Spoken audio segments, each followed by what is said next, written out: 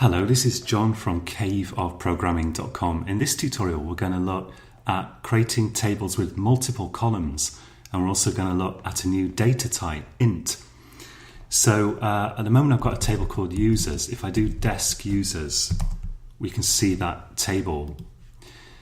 It's just got one column in at the moment. One thing to note at this point is that if you're using the MySQL workbench, you can click on the commands in this output pane right at the bottom, right click them and go to replace SQL with selected items, and that will actually overwrite what's currently in the SQL pane, query pane, and replace it with the query you selected. So it's a really useful feature if you want to reuse some SQL that you executed previously. And if you're using a command line, often command lines have a feature where you can just press the up arrow to get back to previous queries. Usually a command line will give you some way of doing that, even if you might have to configure something sometimes to get it to work. Okay, so let's take a look at this. I'm going to actually drop this table, in other words delete it. I'm going to say drop table users, and let's just check, let's do double check, let's do show tables, and we can see that the users table is now gone. So obviously you have to be careful with this query.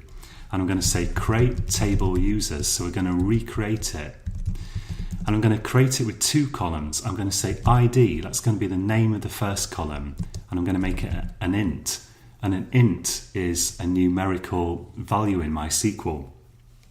It can store integers, so not floating point numbers, with a decimal point in them, just integer values.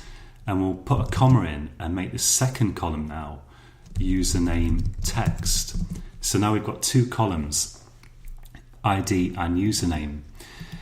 So in this statement here, where you specify the columns of the table, you can provide a comma separated list with there can be lots of columns in there to add multiple columns to your table. Let's execute this. And where are we? In fact, I selected that and executed it, which only executes part of it, but I want the whole thing, so I'll deselect there, run it again, and yes, it's run fine now.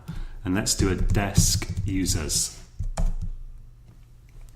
So there we've got two values. They are both allowed to be null at this point, and we're going to look at that a bit more shortly. Let's just insert some data in there. So this, you can probably guess how this works. In fact, if you want to pause the recording, pause the video, and have a go at it yourself, you can probably figure it out. But let's try it. Let's say insert into users, ID, username, values, and let's put in 1 for the ID, and the text goes in quotes. The text values have to be in quotes, and let's say username Bob. So once again, we can just replace where we previously had a single column, we can replace it with a comma separated list. We'll run that, and let's put another one in if it ran okay, which I see that it did. Let's put Vicky in, run that, and now let's do select star from users. So we've got Bob and Vicky.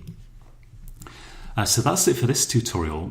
Do have a go at that yourself. You can even create tables with multiple columns. You can have multiple text columns, multiple integer columns, whatever you like. And one thing probably that's worth mentioning already at this point is if you search in Google or your favorite search engine for MySQL types, you can find a list of the different data types that you can use. We've seen int and text so far, but there's a lot of different types here. If we go to numeric types, for instance, and then we go to integer types, we can see that an int, it can store integers between these two big values. But sometimes you want a smaller integer value. It's better to use a smaller one if you know you're only going to store small values of integers, because that takes up less space in your database. So you might use small int, tiny int, or conversely, if you need a really massive integer in there, you might want to use big int. Okay, so that's it for this tutorial. Have a go at that because we're going to build on it in the next tutorial. So until next time, happy coding.